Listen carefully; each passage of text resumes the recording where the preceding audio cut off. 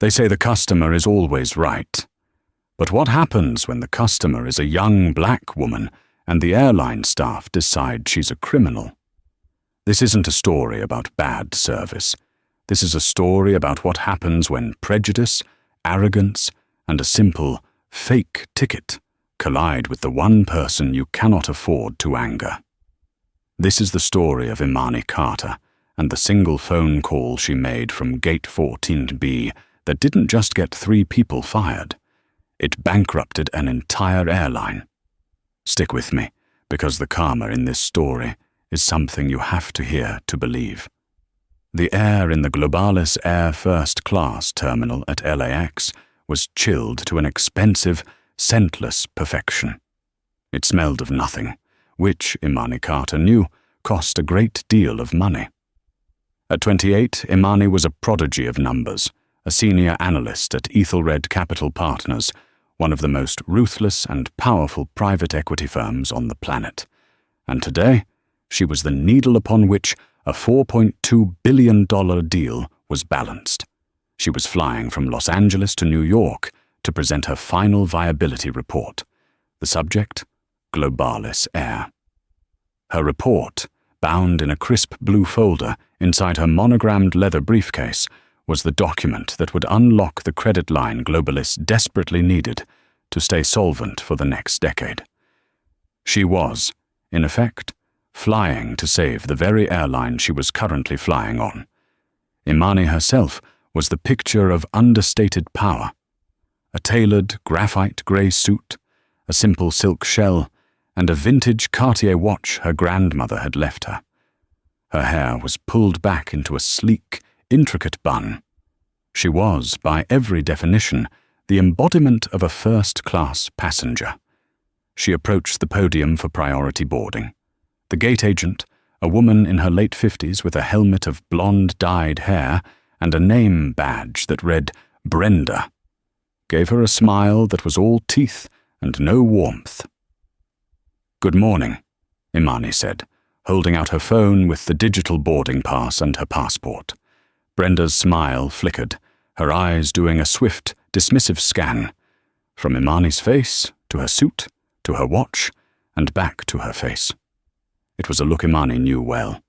It was the, "How did you get in here?" "Look, one moment, please," Brenda said, her voice a syrupy drawl. She scanned the pass. "Beep." Brenda frowned, the smile vanishing. She scanned it again. "Beep." "There seems to be a problem with your ticket," Brenda said, her voice suddenly an octave louder, loud enough for the other passengers in the velvet-roped line to hear. "A problem?" Imani kept her voice level. "I checked in this morning. Is the scanner broken?" "No, the scanner is not broken," Brenda snapped, as if Imani had insulted her personally. She tapped aggressively at her terminal. "This confirmation code, it's not valid." "That's impossible," Imani said, still calm. "That ticket was booked by our corporate travel division at Ethelred Capital. Perhaps you can try the record locator." She offered the number. Brenda ignored her, turning to her colleague, a younger man named Gary, who was smirking. "Gary, you ever see a Z-Class fare booked like this? Through Ethelred?" She said the name, as if it were ridiculous. "Nope," Gary snickered, not even looking at Imani. "Probably one of those scammy third-party sites. You know, the ones that promise a first-class seat for $50. The passengers behind Imani were stirring. A man in a wrinkled suit huffed impatiently. The humiliation was a physical heat rising in Imani's neck. "Ma'am," Imani said, her voice losing its warmth and gaining a steel edge, "I assure you, Ethelred Capital is not a scammy third-party site. It is the firm that is currently financing your airline's restructuring. Now please, check the record locator or find your supervisor."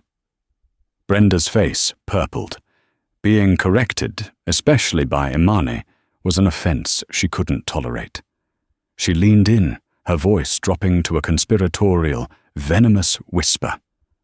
"Listen, honey," she said. I don't know what kind of game you're playing, or who you think you are, but this ticket is fraudulent.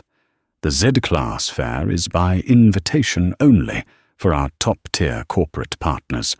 It's not for people like... well, it's not for just anyone.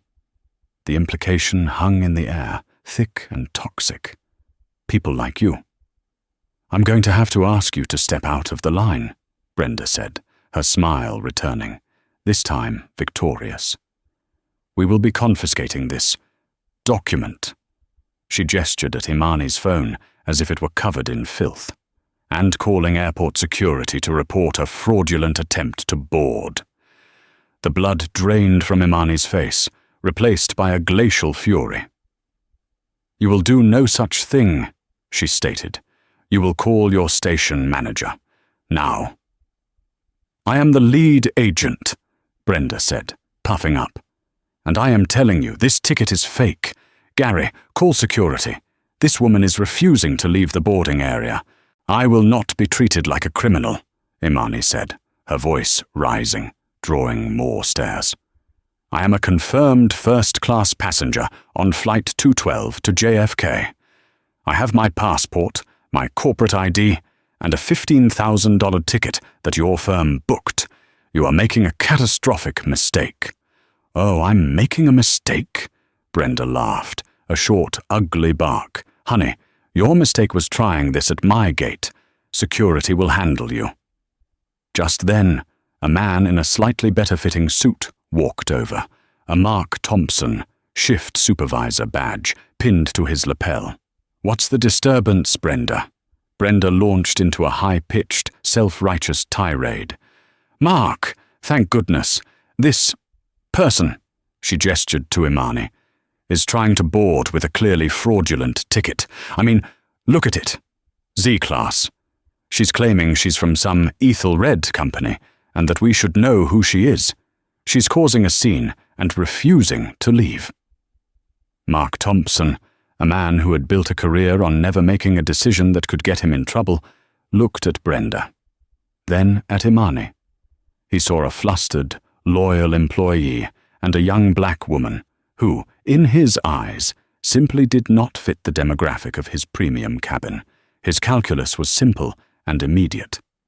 Ma'am, Mark said, not addressing Imani by name, I'm going to have to agree with my staff. If the ticket doesn't scan, it's not valid. Our system is final. Your system is flawed, Imani insisted, desperate now, not for the flight, but for the principle. My name is Imani Carter. My PNR is 8T4G9K. Please just type it in. Mark sighed, a long, put-upon sound. We are not a travel agency, ma'am. We're in the middle of boarding a full flight. I've already seen the alert Brenda got. It's flagged for fraudulent purchase method. Now please, step aside. Flagged by who? Imani demanded. You flagged it. You did, just now. Didn't you, Brenda? Brenda turned white. Imani had hit the nail on the head. Brenda hadn't just seen an error. She had created one, manually voiding the ticket in the system based on her own prejudice, burying it under a Code 14 suspected fraud flag. That's a very serious accusation, Mark said, his voice turning threatening. You are now harassing my staff. I am calling security. You can take this up with them. This is absurd, a new voice cut in. An older white man in an impeccably tailored suit who had been watching from the front of the line stepped forward. His name was Arthur Henderson, a partner at a rival law firm. Mark, I know you. I fly this route every week. This woman is with Ethelred Capital. I was just at a luncheon with her firm's partners last week. Do you have any idea who you are talking to? Mark Thompson faltered, just for a second. He recognized Mr. Henderson, but Brenda, now cornered, doubled down. Sir, with all due respect, this is an airline security matter. It doesn't concern you, Brenda hissed. For all we know, they're in on it together. That was the final straw. Mr. Henderson looked appalled. Mark, seeing his chance to reassert authority, pointed a finger at Imani. That's it. You're done. You are officially denied boarding. And you, Mr. Henderson, need to board the plane, or you'll be staying behind as well." Gary, the other agent, physically blocked the jet bridge entrance. Brenda snatched Imani's paper passport from her hand. "We'll need this for the security report." "You are not authorized to take my passport," Imani said, her voice dangerously quiet. "I am when I suspect fraud," Brenda retorted, holding it just out of her reach. The final boarding call echoed through the terminal. The door to the jet bridge was closing. Imani's meeting, the $4.2 billion deal, her entire career, all of it was evaporating in the sterile, scented air of the LAX terminal. "Give me back my passport," Imani demanded. "Security can give it to you," Brenda smirked. The door to the jet bridge clicked shut. The plane was gone. Brenda, Gary, and Mark stood there, a triumphant little phalanx. "See?" Brenda said, her voice full of mock pity. "You missed your flight." Imani simply stood there for a long moment. The humiliation was a physical weight, pressing the air from her lungs. But beneath it, a cold, tectonic resolve was forming. She looked at the three of them, memorizing their faces, their names. "Brenda Slattery, Gary Jenkins, Mark Thompson," she said, her voice a flat, dead calm monotone. "You have no idea what you've just done." She turned, pulled out her phone, and walked away from the gate. Brenda, watching her go, laughed to Gary. "What's she gonna do? Call her mummy?" Brenda turned back to her computer. She picked up Imani's passport and, with a spiteful flourish, tossed it into a metal bin under her desk. Imani didn't go far. She walked until she was just out of earshot, her back to the triumphant trio at gate 14B. Her hands were shaking, not from fear, but from a rage so profound it was almost silent. She could feel the stares of other passengers. They saw a young black woman, denied boarding, probably a problem. They saw exactly what Brenda wanted them to see. She breathed. Once. Twice. Risk analysis, Imani. That's what you do. Analyze the risk. The risk wasn't her missing a meeting. The risk was that Globalis Air, the company Ethelred was about to save, was rotten from the inside out. The problem wasn't a glitchy scanner. It was a culture of active, malicious prejudice. Her positive report, the one that praised their new fleet and improving operational logistics, was a lie. She had missed the single greatest liability, the staff. She didn't call the police. She didn't call the airline's 1-800 complaint number. She opened a secure encrypted messaging app on her phone and pressed a single name from her favorites, Julian Rothschild. Julian Rothschild was not a boss at Ethelred Capital. He was the managing partner.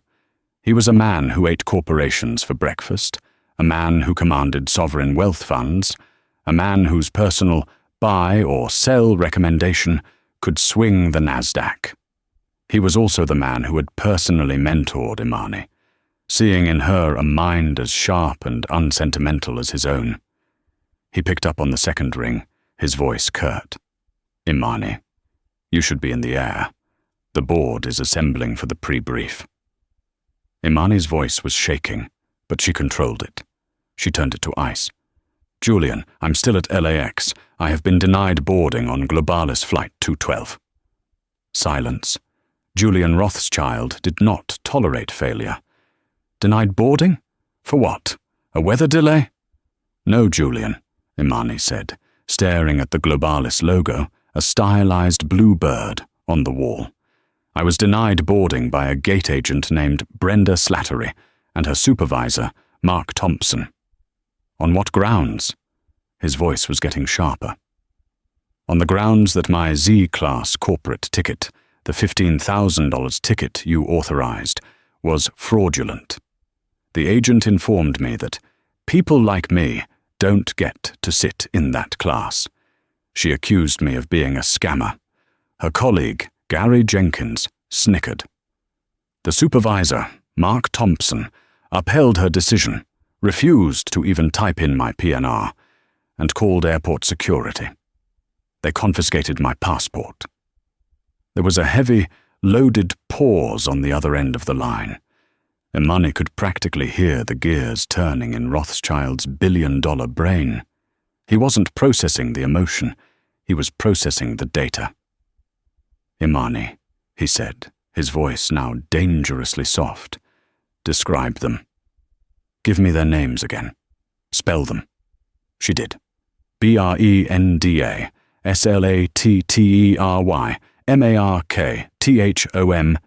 Markthomson. And they were aware you were from Ethelred Capital. I made that explicitly clear, as did another passenger, Arthur Henderson of Sullivan and Cromwell, who attempted to intervene on my behalf. Your agent, Ms. Slattery, implied we were co-conspirators and threatened to have him removed from the flight as well. Another pause. This one was longer. When Rothschild spoke again, his voice was no longer that of a mentor. It was the voice of a predator that had just spotted a fatal weakness in his prey. "Imani, the entire $4.2 billion credit line is predicated on your report, your signature, your assessment of their operational viability." "I know, Julian. Your report was glowing. You praised their robust new protocols and strong internal culture shift." Imani closed her eyes. The shame of the public humiliation was replaced by the cold shame of her professional miscalculation. "I was wrong, Julian. My report is garbage. I focused on the balance sheets and the fleet upgrades. I completely missed the foundational, systemic rot. Their culture isn't strong, it's actively hostile. The protocols are a joke. They empower low-level employees to make multi-billion-dollar mistakes based on bigotry." She took a shaky breath. "Julian, their frontline staff just identified their single biggest investor as a criminal. They mistook an asset for a liability. That is not a company we can save. That is a company with terminal, inoperable cancer. We are extending $4.2 billion to a corpse." Click, click, click. Imani could hear Rothschild typing on his end. "Go to the Amex Centurion Lounge, Imani," he ordered. "Buy a new ticket to New York on Delta, whatever it costs. I will wire the funds to your personal account. Get here. We have work to do." "What about the meeting?" Imani asked. "The meeting," Julian Rothschild said, his voice colder than the LAX air conditioning, "is cancelled. I am pulling the Ethelred financing package. The deal is dead." "But the CEO, Robert Walsh." "I'm calling Robert Walsh. Personally. As soon as we hang up. He needs to hear the news from me. He needs to know the exact names of the employees who just liquidated his company." He paused. "Imani, you did well. You didn't just find a risk. You were the risk assessment test. And they failed. You just saved this firm $4.2 billion. Now go. Get on that Delta flight." The line went dead. Imani stood for another moment.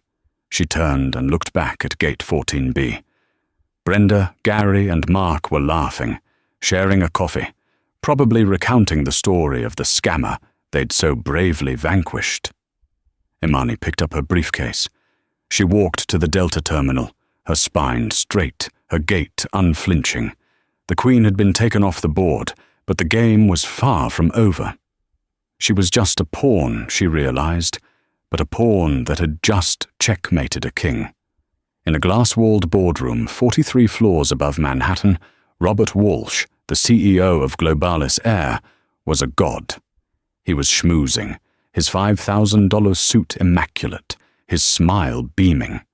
With him were his CFO, his COO, and the heads of the flight attendants and pilots' unions, all gathered for a celebratory champagne toast. "To Globalis," Walsh said, raising his glass, "and to Ethelred Capital, This financing package isn't just a lifeline, it's a new beginning. His private line rang, the one with the encrypted connection to his highest-level investors. He winked at his CFO. "That'll be Julian Rothschild, calling to congratulate us. Gentlemen, if you'll excuse me." He stepped into his private office, overlooking Central Park, and picked up the receiver. "Julian, my friend, I hope you're ready to pop the champagne with us. We are—" "Robert, shut up!" Julian Rothschild's voice sliced through the phone. Robert Walsh froze, his smile collapsing. "Julian, what's wrong? Is there a problem with the wire?" "There's a problem, Robert. A $4.2 billion problem. The deal is dead. We're pulling the plug." The blood left Walsh's face. He physically stumbled, grabbing his desk. What? You can't. This is a joke. It's based on your own analyst's report. Imani Carter. She signed off. We have her signature. We're saved." "Ms. Carter," Rothschild's voice was a stiletto, "is currently in the Los Angeles airport. She was supposed to be on your flight 212 to present that report. Instead, she was denied boarding." Walsh was confused. "Denied? A weather delay? A mechanical? We can get her another plane. We can—" "She was denied boarding, Robert, by your gate agent, Brenda Slattery. She was publicly humiliated. She was accused of flying with a fraudulent ticket. She was told that people like her don't fly in Z-Class.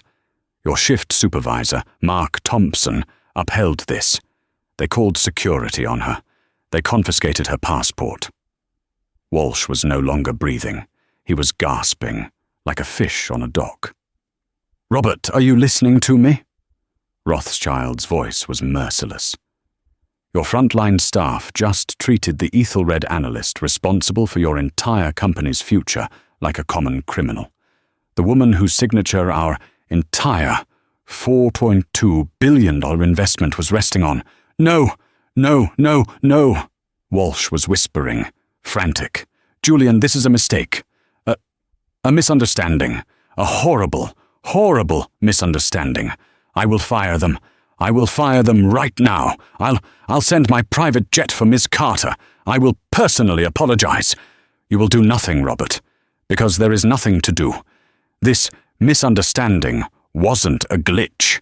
It was a cultural failure. Imani's report. My God, we were fools. Her report missed the single biggest liability your company has. It's not your debt, it's your people. If your staff will do that to the woman who holds their jobs in her hand, what in God's name are they doing to your regular customers? The brand risk is catastrophic. The operational risk is unacceptable. The deal is dead, Robert. Ethelred Capital is invoking the Material Adverse Change Clause, effective immediately. We are pulling all financing. Your bridge loans are forfeit. Have your lawyers call my lawyers." Click. Robert Walsh stared at the dead receiver. The silence in his soundproof office was absolute.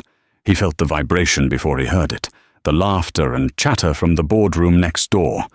He walked to the door, opened it, and stared at his beaming, expectant executive team. "Get out," he whispered. "Robert, what did Julian say?" his CFO asked, glass still in hand. Walsh's face was a mask of pure, unadulterated terror. He picked up a crystal water pitcher from his desk and hurled it against the glass wall. It shattered, spraying water and glass shards over the $300,000 rug. The room fell silent. "Get me the head of LAX operations," Walsh screamed, his voice cracking. "Get me Mark Thompson. Get me Brenda Slattery. Get me their badge numbers. Get me their social security numbers. I want them found, and I want them on a call with me in the next 5 minutes, or I will burn that entire terminal to the ground." His COO, a man who had survived the 9/11 airspace shutdown and the 2008 financial crash, had never seen anything like this. "Robert, What happened? Walsh sank into his chair, his hands shaking so badly he could barely grip the armrests. He pulled it, Walsh whispered, tears of rage welling in his eyes. Rothschild pulled the financing, all of it, because of a gate agent. He looked up, his eyes wild. We're bankrupt. As of right now, we are bankrupt. Back at LAX, Brenda Slattery was finishing her shift. She had just finished a long, colourful text to her friend about the ghetto girl who tried to play her.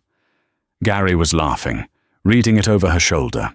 Mark Thompson had already retreated to his office, pleased with how he'd de-escalated the situation. "Can you believe the nerve?" Brenda cackled, reapplying her chalky pink lipstick. "Crying about Ethelred Capital. I've never even heard of it. Probably a payday loan office." "Totally," Gary agreed, pulling on his jacket. "You handled it perfectly, Bren. Showed her who's boss." Just as Brenda was about to log out of her terminal, the phone at the podium rang. This wasn't the regular black phone for internal calls. This was the red phone, the one that hadn't rung since 9/11. It was the direct, no encryption needed, the world is ending line from the CEO's office. Brenda and Gary stared at it. It rang again, a shrill, terrifying shriek. Brenda, her hand trembling, picked it up. "Globalis Air, Gate 14B, Agent Slattery speaking." A voice, which she did not recognize, screamed at her so loudly that she dropped the receiver. It clattered against the podium, the tiny voice still yelling, distorted and furious. "Slattery, put me on speaker, now!" Shaking, Brenda fumbled with the phone and hit the speaker button.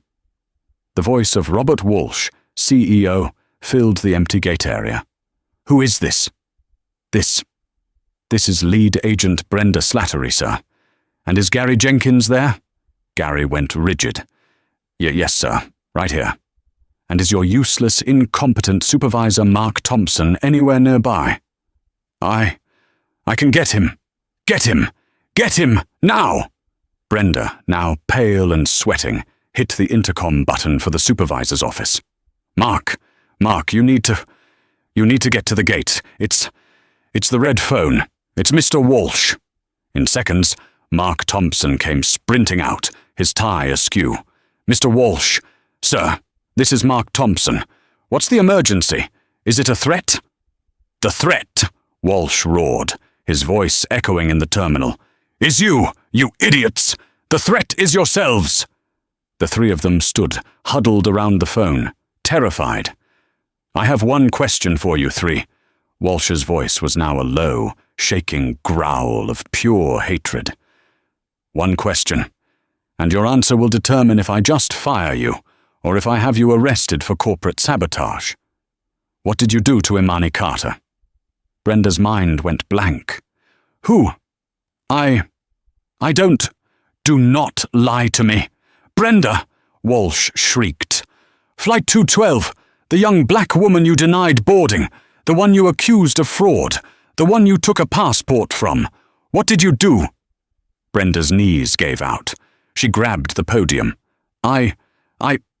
The ticket was fake, sir. It flagged. I followed procedure." "You have no procedures for this." "You," Walsh screamed, "did not follow procedure. You created the problem.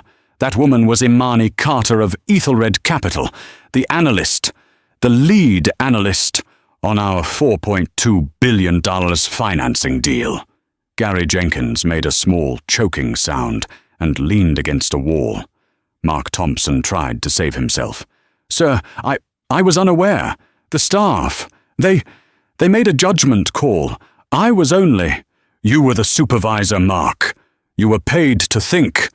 And you let your gate agent, your minimum wage tyrant, liquidate this entire company. Julian Rothschild himself, just called me. The deal is dead.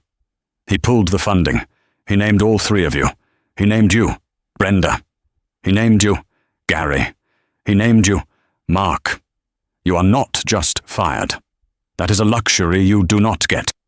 You are suspended, pending a federal investigation into corporate sabotage.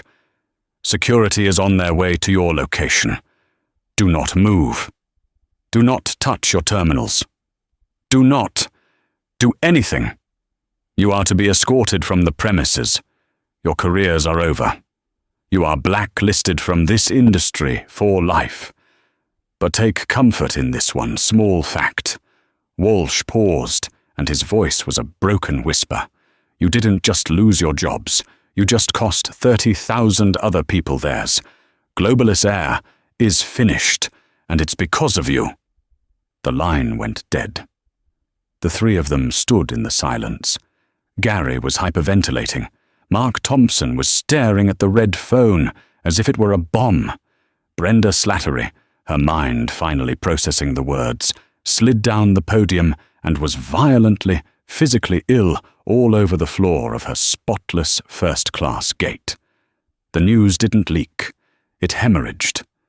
By 5 a.m. Eastern Time the next morning, every major financial news outlet was running the same banner headline. Ethelred Capital pulls 4.2B Globalis Air financing. Deal dead. The market reaction was not a correction. It was a free fall. Globalis Air stock, ticker GBLS, which had been trading at a hopeful $18 a share, plummeted 92% in pre-market trading. It opened at $1.45. Trading was halted within 3 minutes, but that was just the numbers. The human cost was immediate. Globalis Air, as Julian Rothschild knew and Robert Walsh had feared, was operating on fumes. They had been using Ethelred's bridge loans to pay for everything. Their fuel, their landing fees, their payroll. When Ethelred pulled the plug, the corporate credit cards were declined. In London, a 787 bound for Singapore was denied refueling. The passengers were stuck on the tarmac for 8 hours before the flight was, with a single, cold email, cancelled indefinitely. In Chicago, the catering trucks refused to load food. In Tokyo, the airport authority seized 2 777s as collateral for unpaid landing fees. By noon, the entire Globalis Air fleet was grounded, worldwide. The story of why went viral. It was too juicy, too karmic to stay secret. An aviation blog, The Cranky Flyer, got the internal memo. The story was everywhere. The $4 billion gate agent, how 3 employees bankrupted an airline. The public, already fed up with air travel, turned on Globalis with a vengeance. The story of Imani Carter became a rallying cry. Fly While Black trended on Twitter. Arthur Henderson, the lawyer who had tried to help, gave a full, scathing interview to the New York Times, corroborating every detail.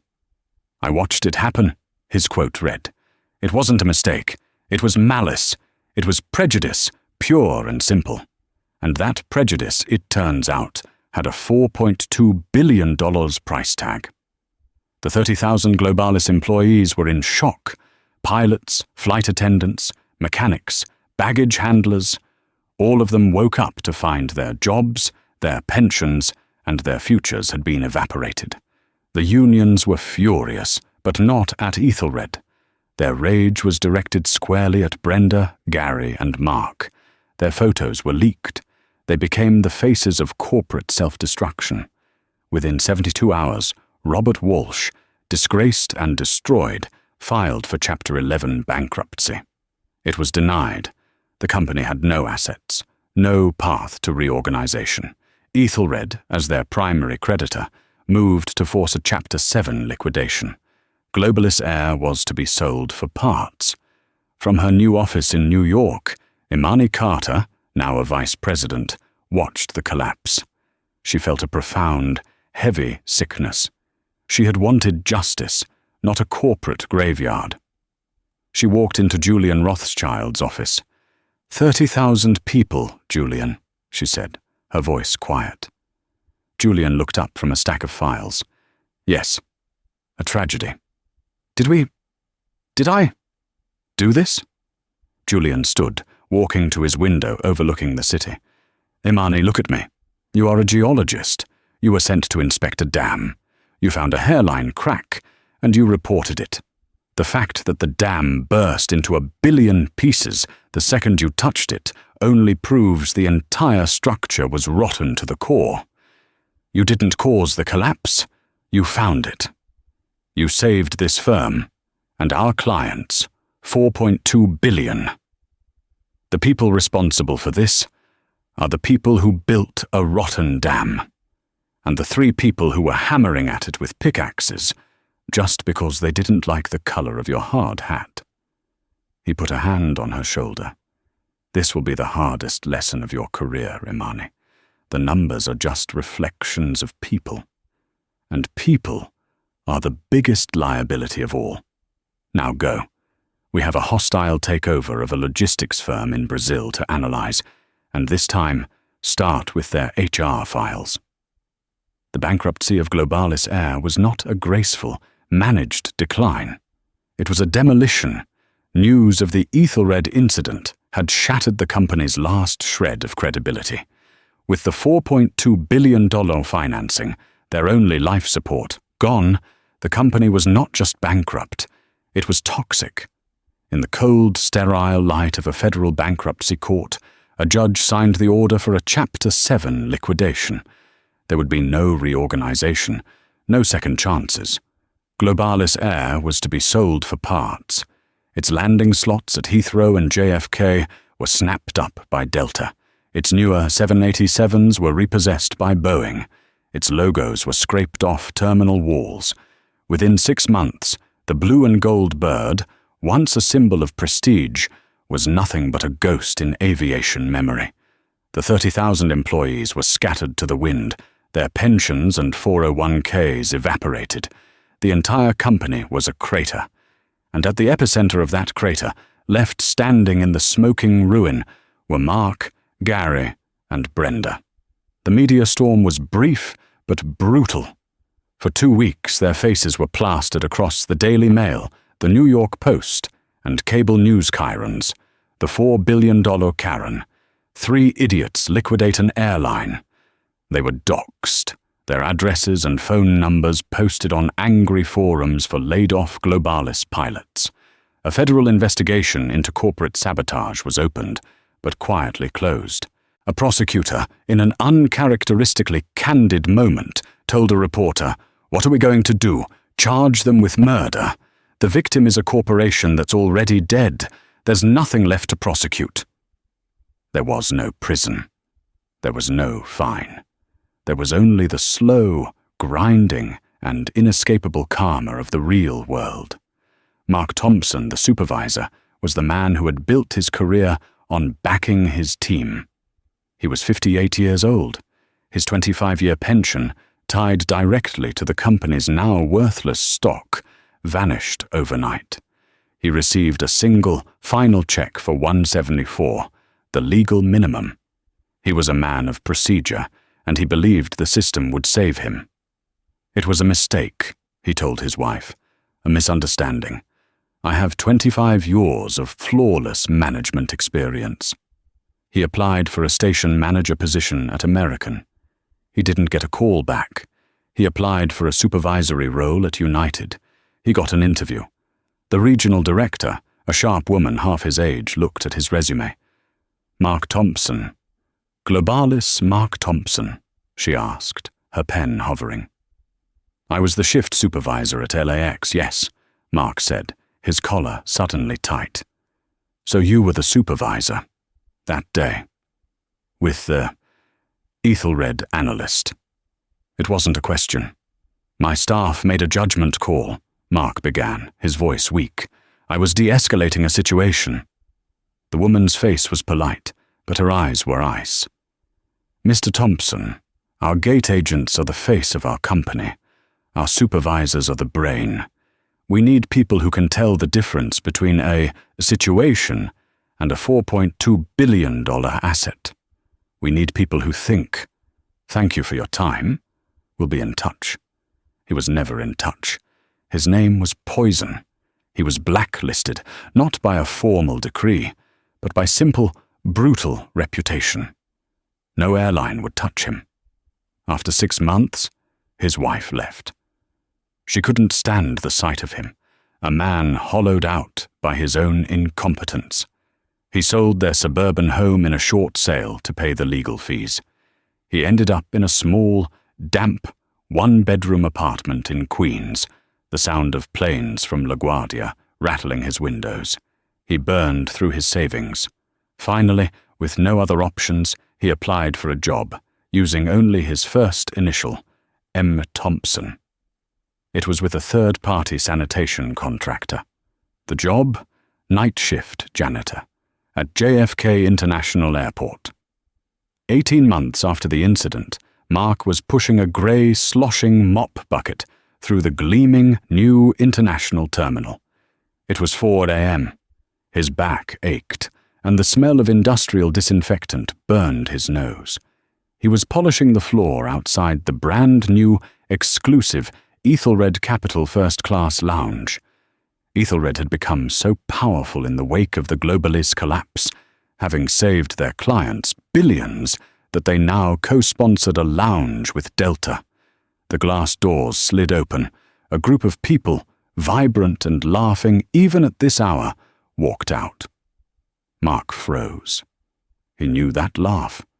Imani Carter walked out, flanked by 3 men in suits, including the unmistakable, shark-like profile of Julian Rothschild. She wasn't the VP anymore. She was a junior partner. She wore a simple, elegant black trench coat and carried a leather briefcase that probably cost more than Mark's car. She was in the middle of a story, her face alive with intelligence and humor. So I told the board, the liability isn't in the debt, it's in the culture. She turned her head, and her eyes met Mark's. He was holding a mop. He was wearing a drab grey uniform with a "Hi, my name is Mark" patch. Her laughter didn't stop, but it faded. Her stride didn't falter. She didn't sneer. She didn't gasp. She just saw him. Her eyes, clear and unblinking, held his for 1, 2, 3 devastating seconds. In that look, Mark saw everything. He saw the man he had been, a supervisor with authority, and the man he was, a cleaner of other people's filth. He saw the casual, catastrophic mistake he had made in trusting prejudice over a passenger's desperate plea. He saw the woman he had dismissed, now a titan of her industry, walking out of a lounge named after her own firm, while he was left on the outside, cleaning the glass. Mark's face burned with a shame so total it was crushing. He broke contact first, his eyes dropping to the dirty water in his bucket. Imani Carter never broke her stride. She turned back to Rothschild, said something, and they both laughed as they walked toward their gate. Mark Thompson stood there, shaking, long after they were gone. He had spent 25 years climbing a ladder, only to be sent back to the very bottom, forced to clean the floors of the world he had thrown away. Gary Jenkins, young and arrogant, believed he was the victim. "Brenda made the call," he told his parents. "I just stood there. I'm suing for wrongful termination." He found a small-time strip mall lawyer who took his $500 retainer. A week later, he got a call. "Yeah, Mr. Jenkins?" The lawyer's voice was bored. "I looked into your case. You were an at-will employee. They could fire you for wearing the wrong color socks.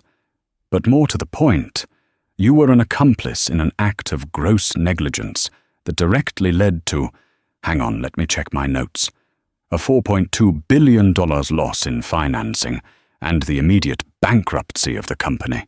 You don't have a case. You're lucky you're not in civil court for the rest of your life. Don't call this office again." Gary's rage was acidic. He blamed Brenda. He blamed Mark. He blamed that woman for being a trap. He posted long, anonymous rants on aviation forums, painting himself as a whistleblower fired for questioning a passenger. Nobody believed him.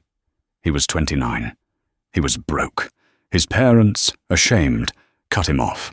His resume, with globalis air on it, was an immediate rejection. He had one asset, his 2018 Honda Civic. He signed up to be a ride-share driver. For 2 years, his life was a blur of LA traffic, fast food wrappers, and the sour smell of spilled beer in his back seat. He was bitter, his face set in a permanent sneer. One Tuesday night he got a ping, a 10 p.m. pickup from the Beverly Wilshire Hotel. A big fare, he thought. He pulled up. The valet, who looked at Gary's car with disdain, opened the back door. 4 people, 2 men and 2 women, all black, all in their late 20s, piled in. They were electric, buzzing with a successful energy, dressed in sharp, expensive clothes. "LAX, man," one of them said, clapping his friend on the back. "And hit it. We're celebrating." "Which terminal?" Gary mumbled, his eyes on the navigation. "Delta 1, the woman said. "We're heading to New York. This man right here." She pointed to the other man, just made partner at the firm. Youngest partner in firm history. A bottle of champagne was popped in the back. "To David," they all cheered. Gary's hands were gripping the steering wheel so hard his knuckles were white. He looked in the rearview mirror.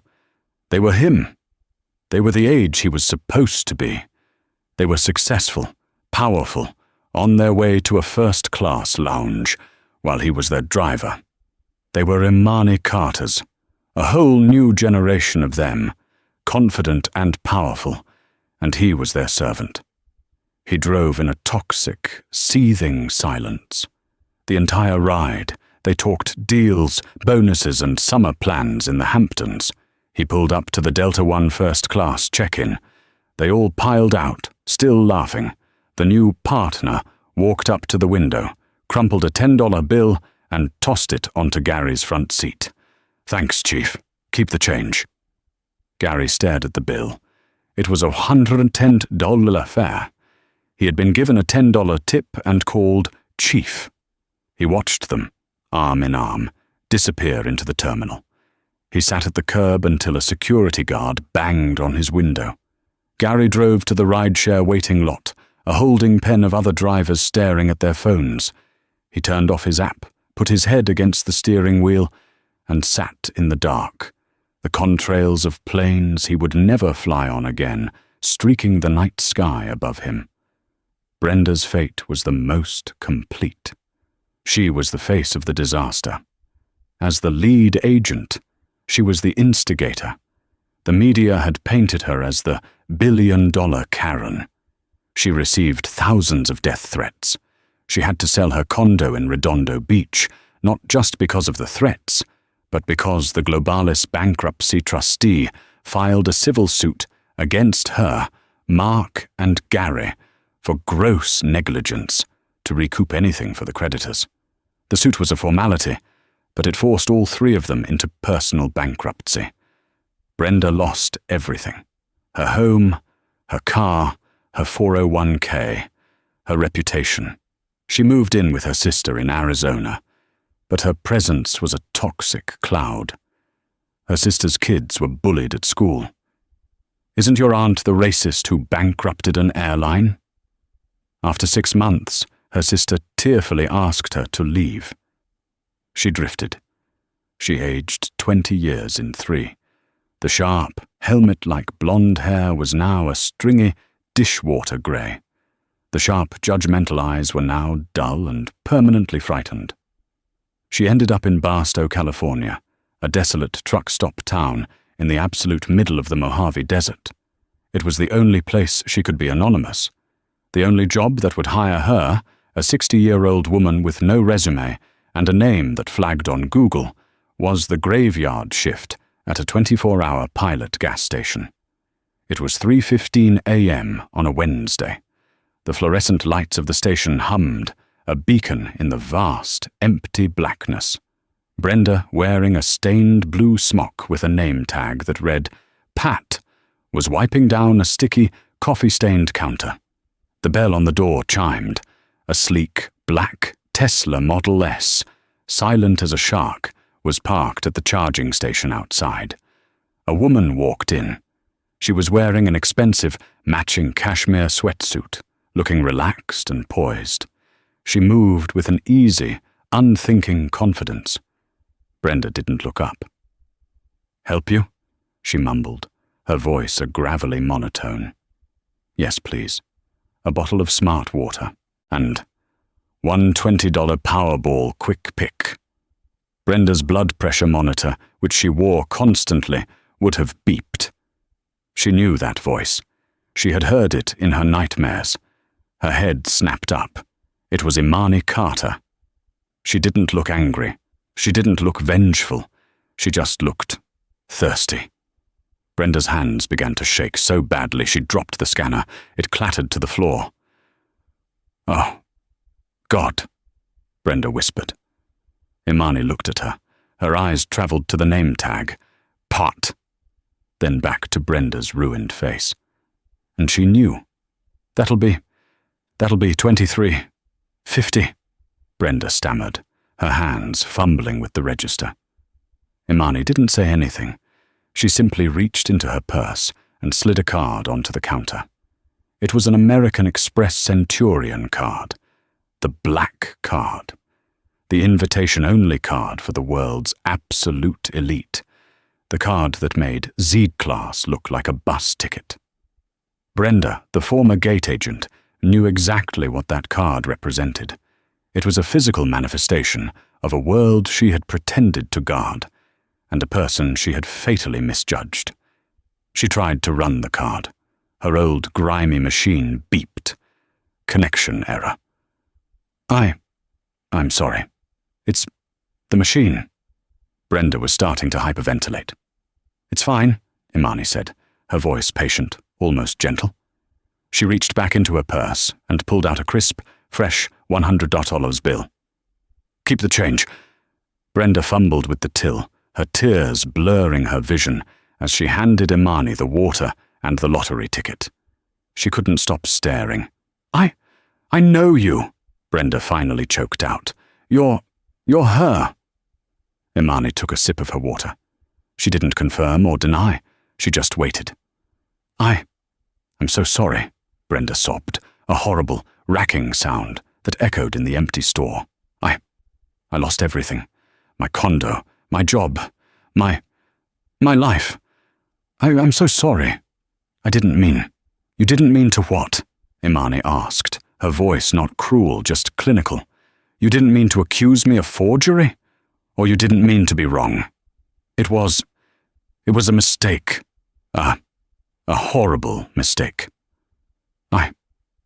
Please, you have to forgive me. Imani looked at the broken woman in front of her. She thought of the 30,000 jobs. She thought of the humiliation. And she felt nothing. Just a vast, cold emptiness. Forgive you? Imani said, almost to herself. It's not about my forgiveness, Brenda. She looked at the gas station, at the stained counters, at the flickering lights. This is just the audit. It's the consequences. Imani held up the Powerball ticket in her hand. You know, the day you stopped me, I was flying to New York to save your company. My report was a strong buy. I was going to recommend the full $4.2 billion credit line. I was going to save your job, your pension, your condo. Brenda's sob caught in her throat. The reality of it, stated so plainly, was suffocating. You had a winning lottery ticket, Imani said, tapping the Powerball ticket in her hand. You had a $4.2 billion winning ticket, and you ripped it up. You ripped it up because you didn't like the color of the hand that was giving it to you. Imani put the cap back on her water. She tucked the lottery ticket into her pocket. Have a good night, Pat. Imani Carter turned and walked out of the gas station. The bell chimed. The door of the Tesla clicked shut, and the car pulled silently away, its red taillights disappearing into the vast, dark desert. Brenda Slattery was left alone. She collapsed against the counter, the $100 bill clutched in her hand. It was more money than she had in her bank account, but it was the heaviest thing she had ever held. The buzzing of the lights was deafening. The karma hadn't been a lightning bolt from the sky. It was a life sentence, and she was serving it, one 3 a.m. shift at a time, in a neon-lit hell of her own making, forever. In the end, this was never just about a fake ticket. It was about a company whose culture was so poisoned it couldn't tell the difference between a threat and its own savior. Brenda, Gary, and Mark lost their jobs. 30,000 people lost theirs. And Imani Carter, she became a vice president at one of the most powerful firms in the world. Karma isn't always instant, but when it hits this hard, it's a real-life story we can all learn from. What do you think? Was the karma too harsh, or was it exactly what they deserved? Let me know your thoughts in the comments below. And if you love stories of hard-hitting karma and real-world justice, make sure you hit that like button, share this video with a friend, and subscribe to the channel. You won't want to miss the story I have for you next week. Thanks for watching.